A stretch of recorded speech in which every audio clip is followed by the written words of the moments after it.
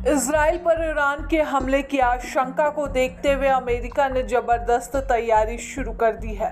अमेरिकी रक्षा विभाग पेंटागन ने एहतियात के तौर पर इस इलाके में एक कैरियर स्ट्राइक ग्रुप यानी कि विमान वाहन पोत तैयार कर दिया है।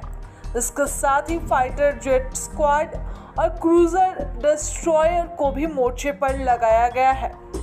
US Abraham Lincoln aircraft carrier group को मिडिल ईस्ट के लिए भेजा गया है।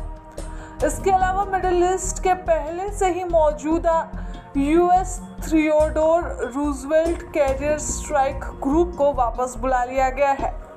ये तैनाती इस बात का सबूत है कि ईरान और इजराइल के बीच जंग का खतरा किस कदर बढ़ता जा रहा है।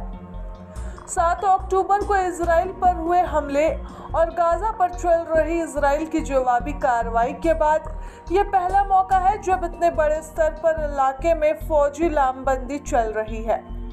पेंटागन ने शुरू में इस इलाके में हमास, हुती और हिजबुल्लाह सरीखे संगठनों को जवाब देने और उन्हें काबू में रखने के लिए 2 कैरियर स्ट्राइक ग्रुप तैनात किए थे, लेकिन अब इसके अलावा भी तैनाती चल रही है। इसके अलावा अमेरिका ने मिडिल ईस्ट और भूमध्य सागर में बैलिस्टिक मिसाइल डिफेंस सिस्टम से लैस डिस्ट्रॉयर और क्रूजर भेजे हैं। 2 अमेरिकी डिस्ट्रॉयर इजराइल के खिलाफ ईरानी मिसाइल हमले को रोकने में शामिल रहे थे। पेंटागन ने यह भी साफ किया है कि मिसाइल डिफेंस फोर्स को भी अलर्ट रखा गया है। ये फैसला इस बात का सबूत है कि अमेरिका हर हाल में इजराइल की मदद के लिए तैयार है।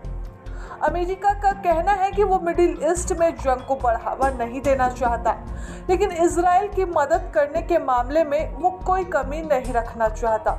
यही वजह है कि अमेरिका लगातार इजराइल को अपने समर्थन की बात दोहरा रहा है। उधर institute of study of war ने अपनी एक रिपोर्ट में ईरान के देफा न्यूज के हवाले से उन ठिकानों का जिक्र किया जहां ईरान हमला कर सकता है। इन ठिकानों को टारगेट कर ईरान इजराइल के डिफेंस सिस्टम को कमजोर करना चाहता है।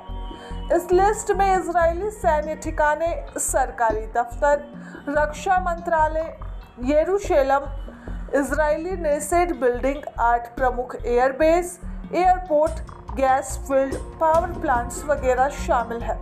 ऐसा इसलिए ताकि न हमलों से इजराइल की कमर टूट सके। इस लिस्ट को जारी करने के पीछे एक तरह का साइकोलॉजिकल गेम यानी कि मानसिक चक्रव्यूह भी है। जानकारों की माने तो ईरान ये चाहता है कि इतने ठिकानों को सुरक्षित करने के सिलसिले में इजराइल हवाई और मिसाइल हमलों से बचने के सुरक्षा घेरे को बड़े इलाकों में फैलाने की कोशिश कर सके, जिसका वो फायदा उठा सके और उस तरफ चौतरफा हमले कर दे।